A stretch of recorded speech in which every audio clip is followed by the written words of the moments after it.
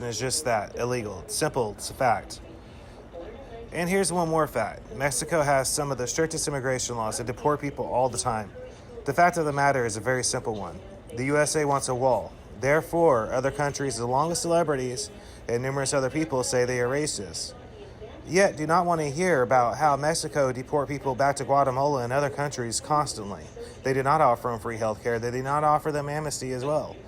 Trump has offered a deal to help the children that are illegal. The Democrat Party has set forth and declined that. All this brings back things to my mind. When I was working at a job at McDonald's, one of the employees was a proud illegal. It was when Trump was running back in the day. After hearing her complaint, I asked her, "So, are you going to go vote?" She said, "No, I'm illegal, so it wouldn't matter anyways." And then it went on about how Trump is racist. This lady had a house, a very nice house at that, a new car.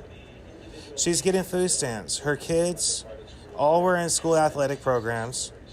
Herself was getting benefits such as food stamps as WIC. She's also getting free health care and had a job that was working 40 plus hours a week. Herself, as well with her friends, went back and forth to Mexico. Another example I have is I was once lost a job and replaced by an illegal immigrant who was related to the head kitchen manager.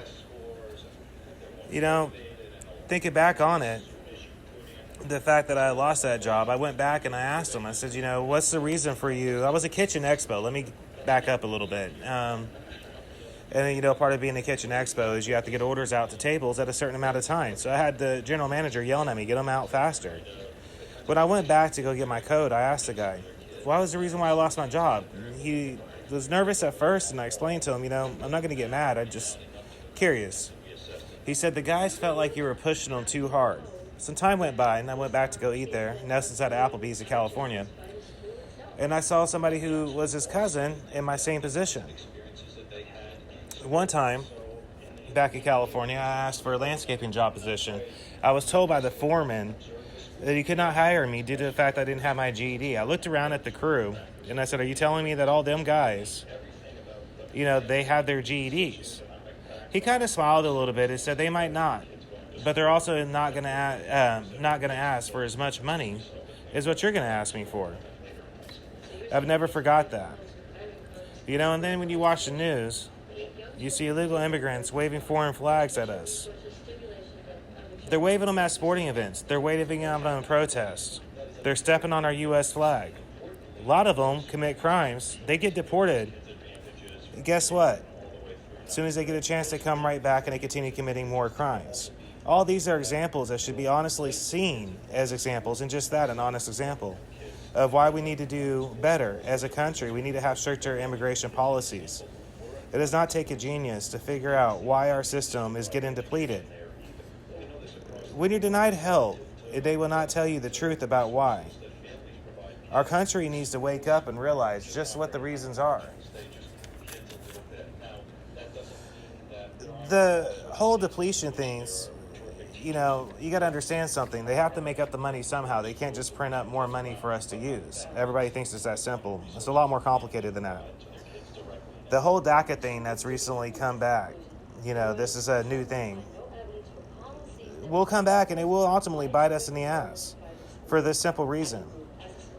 So how does our Border Control determine which child really is the child of the person who has the child? I once heard an NPR interview where the guard was saying there's no way to really tell. Understand this. Children are taken and threatened, either themselves or their family, if they tell you the truth.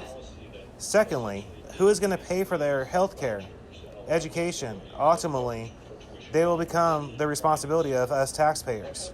At the same time, we will let in criminals because they can't tell if they're their family or not. Also understand that there are illegals from other countries. All countries. Everybody says Mexico this, Mexico that. There are illegals from Russia, Europe, Asia, all over the world in all shades of color. We're not when we say illegal immigrants, we're not just talking about from Mexico. We're talking about all illegal immigrants. That needs to be recognized. The fact of they're going to deplete the system even more and become the responsibility of us taxpayers. Meanwhile, our taxes are going up and things are getting harder for us to be able to survive. Also, legal immigrants, they often hate illegal immigrants. They work their tail off to become citizens, only to see other people just slick on right by. I would think that the person that took the time to become a legal immigrant probably would ultimately end up insulted by this. You got to understand, there's a difference between racism and self-preservation of our nation. The simple hard fact is, our nation's resources are getting depleted more and more every single day. For those that don't know what depleted means, it means we're running out. We're running out of free healthcare. We're running out of school programs. We're simply just running out. We can't keep dishing out money that we don't have. This means some countries have made this mistake. Look around the news. I'm talking global news.